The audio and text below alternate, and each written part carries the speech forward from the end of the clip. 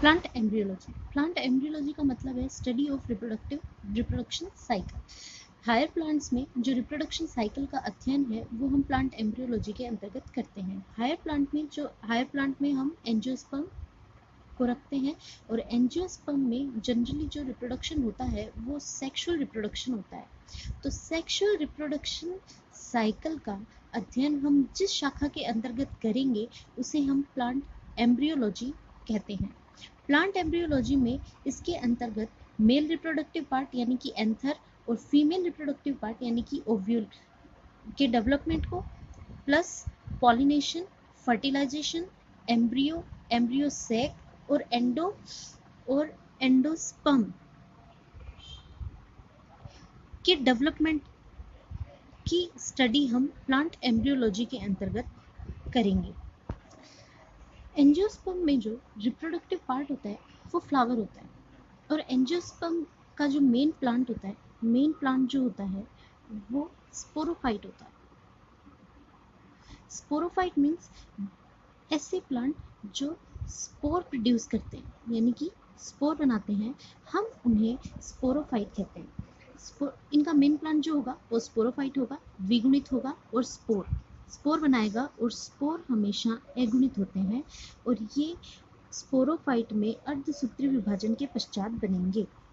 अब एंजियोस्पर्म में जो रिप्रोडक्टिव पार्ट होगा वो फ्लावर होगा और फ्लावर में मेल और फीमेल पार्ट मिलेंगे। इसके अलावा कुछ इसमें कायिक भाग भी मिलते हैं या फिर सोमेटिक पार्ट भी मिलता है जिन्हें हम कैलिक्स और कोरोला कहते हैं। तो हम एक फ्लावर के एलएस का डिस्क्रिप्शन देखते हैं, जैसे इस डायग्राम में हमें दिख रहा है। इसमें ये जो फूला हुआ पार्ट है इसे हम ओवरी कह देते हैं। ये है ओवरी। ओवरी से ऊपर एक पतली नलिकानुमा संरचना निकली हुई रहती है, इसे हम स्टाइल कहते हैं और ये नलिकानुमा संरचना ऊपर जाके थोड़ा सा फूली हुई एक संरचना का निर्माण करती है, इसे स्टिग्मा कहा जाता है। स्टिग्मा ही वो पार्ट है जहाँ पे पोलन ग्रेन आकर गिरते हैं। वो आगे स्टडी करेंगे तब देखेंगे हम। इन स्टिग्मा, स्टाइल और ओवरी, इन तीनों को हम फीमेल रिप्रोडक्टिव पार्ट कहते हैं। इन तीनों को हम क्या कह देंगे? Female reproductive part. ओवरी वो भाग है जहाँ पे ओव्यूल का निर्माण होगा, जहाँ ओव्यूल बनेगा। ओवरी वाले भाग में ओव्यूल बनेगा और ओव्यूल में एग का निर्माण होता है। अब इसका जो मेल रिप्रोडक्टिव पार्ट है उसे हम कहते हैं एंड्रोशियम और ये दो पार्ट से मिलकर बना है। फिलामेंट जो पतली डंडीनुमा संरचना है जिससे कि ये पुष्पासन से जुड़ा हुआ है। फ्लावर पे ये जो ओवरी और फिलामेंट वगैरह जुड़े हुए रहते हैं उस भाग को हम पुष्पासन कहते हैं। ये फिलामेंट जो कि पुष्पासन से जुड़ा हुआ है ये आगे की तरफ एक संरचना बनाता है जिसे हम एंथर कहते हैं और एंथर और फिलामेंट दोनों को कंबाइंड रूप से एंड्रोशियम कहा जाता है और ये फ्लावर का मेल रिप्रोडक्टिव पार्ट है। एंथर वो साइट है जहाँ पे मेल गैमेट या फिर पोलन ग्रेन बनते हैं, पोलन ग्रेन बनेंगे। अब इसके अलावा दो सोमेटिक पार्ट हैं, ये जो फ्लावर में हम कलरफुल पार्ट देखते हैं जिसकी वजह से हम फ्लावर के डिफरेंट कलर बता पाते हैं, वो होता है कोरोला। इस पार्ट को हम कहते हैं कोरोला। और इसके नीचे एक ग्रीन पार्ट होता है जो हम जनरली किसी फ्रूट में भी लगा हुआ देख सकते हैं, जैसे मिर्च होती है उसके ऊपर ऐसे, जैसे ये मिर्च है, इसके ऊपर यहाँ पे एक पार्ट ग्रीन पार्ट लगा हुआ रहता है इस तरीके से। इस पार्ट को हम कहते हैं कैलिक्स। ये फ्लावर का बचा हुआ भाग है जो कि फ्रूट में मिलता है। इस पार्ट को हम कैलिक्स कहते हैं। ये ग्रीन कलर का होता है और जबकि कोरोला डिफरेंट कलर के मिल सकते हैं, जैसे रेड, येलो, डिफरेंट टाइप के। जैसे हम सूरजमुखी का फ्लावर देखते हैं उसमें ये येलो कलर का होगा, हम रोज या फिर गुलाब देखते हैं उसमें पिंक कलर का होगा। तो कोरोला जो है वो डिफरेंट कलर के हो सकते हैं लेकिन कैलिक्स हमेशा ग्रीन कलर के ही होंगे। और कैलिक्स और कोरोला ये दोनों सोमेटिक पार्ट है, सोमेटिक यानी कायिक भाग है, जबकि androecium, anther filament, stigma, style ovary यानी कि गाइनोशियम, ये दोनों रिप्रोडक्टिव पार्ट हैं, यानी कि ये आगे जाके गैमेट बनाएंगे। और फ्लावर पौधे के जिस भाग से जुड़ा हुआ रहता है, पौधे से जिस भाग से, हम उसे पुष्पवृंत या फिर पेडिसल कहते हैं।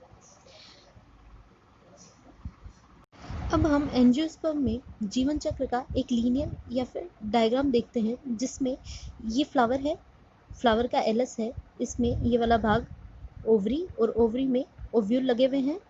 ये छोटा छोटा जो ये पार्ट है ये ओव्यूल है, और ये स्टाइल स्टिग्मा। इसमें देखिए, इधर हम देखते हैं कि यहाँ माइक्रोस्पोर बने हैं, माइक्रोस्पोर मदर सेल से माइक्रोस्पोर बने हैं। ये किस में बनेंगे? ये एंथर वाले भाग में बनेंगे। एंथर जो होगा, ये रहा एंथर, एंथर वाले भाग में क्या बनेगा? माइक्रोस्पोर। माइक्रोस्पोर जो कोशिका, एंथर की जो कोशिका माइक्रोस्पोर बनाएगी उसे हम माइक्रोस्पोर मदर सेल कह देते हैं। माइक्रोस्पोर बनने के बाद ये माइक्रोस्पोर पहले एक जुड़ी हुई संरचना रहती है, यानी 4 माइक्रोस्पोर एक साथ जुड़े हुए रहते हैं, इसे हम माइक्रोस्पोर टेट्राड कहते हैं। और इनमें स्प्लिटिंग से, यानी कि ये चारों अलग अलग होने से 4 माइक्रोस्पोर बनते हैं। जैसे हम जानते हैं कि एक सेल का जब अर्धसूत्रीय विभाजन या फिर मियोसिस होता है, तो उससे एक कोशिका से, इस एक कोशिका से 4 कोशिकाएं बनती हैं। तो वैसे ही ये मदर सेल है, इसमें जब हम अर्धसूत्रीय विभाजन या मियोसिस करेंगे तो ये 4 सेल बनेगी। ये 4 सेल को हम कहेंगे माइक्रोस्पोर, और माइक्रोस्पोर को ही हम क्या कहते हैं? Pollen grain. पोलन ग्रेन, या हम इसे कह देते हैं मेल गैमेट। तो ये मेल गैमेट जो होता है, इसकी स्ट्रक्चर हम देखते हैं कि इसमें ये अंदर वाली जो बिल्कुल कंटिन्यूस लेयर है, इसे हम कहते हैं इंटाइन, और ये बाहर वाली जो डिसकंटिन्यूस लेयर है, इसे हम कहते हैं एक्साइन। एक्साइन के बीच बीच में कुछ यहाँ पे जगह मिलती है, ये पोर होते हैं, छिद्र होते हैं। और एक्साइन वो लेयर है जो प्रोटीन से बनती है, और ये कठोर होती है। जब मेल गैमेट का जर्मिनेशन होता है, या फिर ये जब वाटर एब्जॉर्ब करके फूलता है, तो इसकी एक्साइन के बीच में जो पोर वाला भाग होता है, यहाँ से एक नलिका नुमा संरचना निकलती है। देखिए, जैसे इसमें एक नलिका नुमा संरचना निकली है, इससे हम ट्यूब कहते हैं, इसे हम ट्यूब कहते हैं, पोलन ट्यूब। ये देखो, ये पोलन ट्यूब है, और ये पोलन ट्यूब में जो मेल गैमेट है, इसमें पहले एक ही न्यूक्लियस है। देखिए यहाँ पे पोलन ग्रेन में ये न्यूक्लियस जब डिवाइड होगा, इसमें समसूत्री विभाजन से 2 न्यूक्लियस बनेंगे। 2 में से एक को हम वेजिटेटिव न्यूक्लियस कहते हैं, और एक को जनरेटिव न्यूक्लियस कहते हैं। जनरेटिव न्यूक्लियस से बाद में फर्दर डिवीजन से मेल गैमेट का निर्माण होता है, और जो वेजिटेटिव सेल होती है, ये पोलन ट्यूब बनाने में पार्टिसिपेट करती है। अब जैसे ही ये मेल गैमेट बनेगा, इसे हम देखिए, इसका अब यहाँ से फ्यूजन होगा ओव्यूल के साथ। ओव्यूल के साथ फ्यूजन को हम फर्टिलाइजेशन कह देते हैं। इनकी फर्टिलाइजेशन को पढ़ने से पहले हम ओव्यूल का डेवलपमेंट देखते हैं। ओव्यूल का डेवलपमेंट ओवरी में होगा। ओवरी में इस तरीके की एक संरचना होती है, जिससे ओव्यूल अंदर से इस तरीके की संरचना होती है। देखिए, यहाँ बना के बता देती हूँ आपको।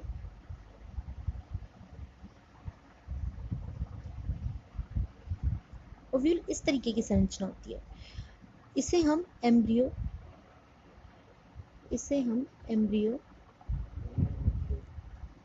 सेक कहते हैं, और एम्ब्रियो सेक के अंदर मेगास्पोर या फिर एग का निर्माण होता है, और ये बाहर जो 2 लेयर है, इन्हें हम इंटेग्यूमेंट्स कहते हैं, और ये जहाँ से जुड़ा हुआ रहता है उसे हम हाइलम कहते हैं। तो देखिए, ये एम्ब्रियो सेक के अंदर एक जो मेगास्पोर मदर सेल बनेगी। मेगास्पोर मदर सेल यानी जिससे मेगास्पोर का निर्माण होगा। मेगास्पोर मदर सेल में अर्धसूत्रीय विभाजन से मेगास्पोर बनेंगे। अब ये मेगास्पोर में ये 4 मेगास्पोर बने हैं। देखिए माइक्रोस्पोर बहुत सारी संख्या में बनते हैं, लेकिन मेगास्पोर हमेशा एक ही बनेगा। बाकी के 3 जो मेगास्पोर है वो डीजनरेट हो जाते हैं और सिर्फ एक ही फंक्शनल मेगास्पोर बचता है। अब ये जो फंक्शनल मेगास्पोर है ये आगे जाके फीमेल गैमेटोफाइट का निर्माण करेगा। इधर मेल गैमेटोफाइट हमने जो पढ़ा है उसमें वेजिटेटिव सेल, जनरेटिव सेल और ये पॉलन ट्यूब, इसे हम मेल गैमेटोफाइट कहते हैं। जो फीमेल गैमेटोफाइट है उसमें ये जो ये फंक्शनल मेगास्पोर होता है, ये फंक्शनल मेगास्पोर आगे अर्धसूत्रीय विभाजन से 7 सेल और 8 न्यूक्लियस संरचना का निर्माण करता है, जिसे हम फीमेल गैमेटोफाइट कहते हैं। ये 7 सेल 8 न्यूक्लियस किस तरीके से है देखते हैं हम। इसमें ये जो मिडल में जो ये एक सेल है, इसमें 2 न्यूक्लियस उपस्थित होते हैं और इसके ऊपर वाले भाग की तरफ 3 कोशिकाएं उपस्थित हैं। ये हम देख रहे हैं, इनमें से ये एग सेल है, यानी कि एग है जो फीमेल गैमेट हमें जिसे कहते हैं, और इसके पास 2 कोशिकाएं उपस्थित है जिन्हें हम सिनर्जिड्स कहते हैं। सिनर्जिड्स आने वाले पोलन ग्रेन या फिर मेल गैमेट के लिए को एग तक पहुंचाने के लिए मार्गदर्शक होती हैं, और इसके जस्ट अपोजिट साइड में 3 कोशिकाएं होती है जिन्हें हम एंटीपोडल सेल या फिर जिन्हें हम एंटीपोडल सेल कहते हैं। एंटीपोडल या तो प्रतिव्यासांत कोशिकाएं। अब एंजियोस्पर्म में जो फर्टिलाइजेशन होता है उससे हम डबल फर्टिलाइजेशन और ट्रिपल फ्यूजन कहते हैं। ऐसा क्यों होता है? क्योंकि यहाँ पे देखिए जो मेल गैमेट बने हैं वो 2 बने हैं, ठीक है। यहाँ में इन मेल गैमेट में से एक गैमेट एग के साथ फ्यूज होगा, और एग और मेल गैमेट यानी कि स्पर्म है, मेल गैमेट यानी स्पर्म है, स्पर्म और एग के फ्यूजन को हम क्या कहते हैं? Fertilisation generally. और ये आगे जाके एम्ब्रियो का निर्माण करते हैं, जाइगोट बनेगा और एम्ब्रियो का निर्माण करते हैं। लेकिन ये जो दूसरा मेल गैमेट या फिर स्पर्म है, ये क्या करेगा? ये जो इस फीमेल गैमेटोफाइट के मिडल पार्ट में जो न्यूक्लियस 2 न्यूक्लियस प्रेजेंट हैं उनके साथ जुड़कर, क्योंकि अब देखो एक मेल गैमेट है और 2 सेकेंडरी न्यूक्लियस या फिर 2 जो मिडल वाले न्यूक्लियस हैं वो, तो टोटल हो गए 3 न्यूक्लियस हो गए, इसलिए इस फ्यूजन को हम ट्रिपल फ्यूजन कहते हैं। ये देखिए रहा, ट्रिपल फ्यूजन कहते हैं। और डबल फर्टिलाइजेशन इसलिए क्योंकि दोनों मेल गैमेट अलग अलग कोशिकाओं से जुड़कर फर्टिलाइजेशन करते हैं, इसलिए हम इस घटना को डबल फर्टिलाइजेशन और ट्रिपल फ्यूजन कहते हैं। इससे अब एम्ब्रियो बनेगा। देखिए ये एम्ब्रियो है, जो डाइकोट में हम एम्ब्रियो देखते हैं उसमें, और ये सीड वाला पार्ट है, बीज बनेगा, बीज में एम्ब्रियो बनेगा। फर्टिलाइजेशन से बाद में सीड और एम्ब्रियो बनता है, और इसमें ये वाला जो पार्ट हम देख रहे हैं, ये हमें जो हमारा ट्रिपल फ्यूजन हुआ है, ट्रिपल फ्यूजन से जो कोशिकाएं बनेगी उसे हम एंडोस्पर्म कह देते हैं। ट्रिपल फ्यूजन से क्या बनेगा? एंडोस्पर्म। ये एंडोस्पर्म क्या काम आएगा? ये एंडोस्पर्म बनने वाले एम्ब्रियो को पोषण देने का कार्य करता है। ये जो एंडोस्पर्म है ये हम देख भी सकते हैं, जैसे नारियल में जो पानी होता है वो एंडोस्पर्म का ही पार्ट होता है, वो एंडोस्पर्म ही है जो सीड के डेवलपमेंट के बाद में भी बचा हुआ रहता है। कुछ फ्रूट में ये बचता है, कुछ फ्रूट में नहीं होता है। तो इसके अंदर एंडोस्पर्म के अंदर जो हमारा डेवलपिंग एम्ब्रियो है वो है। ये जो 2 संरचनाएं हम देख रहे हैं ये दोनों बीजपत्र हैं, और ये एक्सिस है। इसमें से इस वाले भाग से शूट का निर्माण होगा और इस वाले भाग से रूट का निर्माण होगा। देखिए आगे ये जो शूट है, शूट हम किसे कहते हैं? पत्तियों और तने को। तना और पत्ती, जो भाग एरियल होता है प्लांट का, वो भाग जो एरियल यानी कि वायवीय होता है, उस भाग को हम शूट कहते हैं। और जो पार्ट जमीन में होगा, ठीक है, जो पार्ट एरियल नहीं होगा, जमीन में होगा, उस पार्ट को हम रूट कह देते हैं। और इस रूट का निर्माण बनने वाले एम्ब्रियो के निचले पार्ट से होता है जिसे हम हाइपोकोटाइल कहते हैं, और शूट का निर्माण बनने वाले प्लांट के अपर पार्ट से होता है जिसे हम प्ल्यूमूल कह देते हैं। जो हिंदी में हम प्ल्यूमूल को प्रांकुर कहते हैं और हाइपोकोटाइल को हम मूलांकुर कहते हैं। ये देखिए, ये पूरा प्लांट बन गया। अब ये जो प्लांट बना है ये क्या होगा? स्पोरोफाइट। ये स्पोरोफाइट क्यों होगा? क्योंकि ये 2n है। अभी हमने जब मेल गैमेट और फीमेल गैमेट का फ्यूजन करवाया तो मेल गैमेट n था और फीमेल गैमेट भी n था। इन दोनों के फ्यूजन से क्या बना? 2n। तो इस पूरे साइकिल को हम अल्टरनेशन ऑफ जनरेशन भी कह सकते हैं, क्योंकि इसमें जो हम मेल रिप्रोडक्टिव पार्ट और फीमेल रिप्रोडक्टिव पार्ट से स्पोर बनाते हैं वो क्या होगा? 2n से हम n पोजीशन में जा रहे हैं। मेन प्लांट था, फ्लावर था, वो 2n था, लेकिन इससे जो स्पोर हमने बनाए वो n थे। तो n बनने के बाद n से जो अब अवस्था बनेगी, मेल गैमेटोफाइट और फीमेल गैमेटोफाइट, इन दोनों को हम क्या कह देंगे? गैमेटोफाइट अवस्था, क्योंकि ये आगे जाके स्पर्म और एग का निर्माण करते हैं। स्पर्म और एग यानी मेल गैमेट और फीमेल गैमेट। ऐसे प्लांट का वो भाग जो गैमेट बनाता है उसे हम गैमेटोफाइट कहते हैं, और प्लांट का वो भाग जो स्पोर बनाता है उसे हम स्पोरोफाइट कहते हैं। जनरली स्पोरोफाइट 2n होता है और जो गैमेटोफाइट होता है वो n होता है, यानी कि अगुणित होता है। तो इस तरीके से हम दो पीढ़ियों का एकांतरण देखते हैं। पहले स्पोरोफाइट से स्पोर बने, ये गैमेटोफाइट की प्रथम अवस्था है, और स्पोर जो है वो आगे चल के गैमेटोफाइट का निर्माण करते हैं।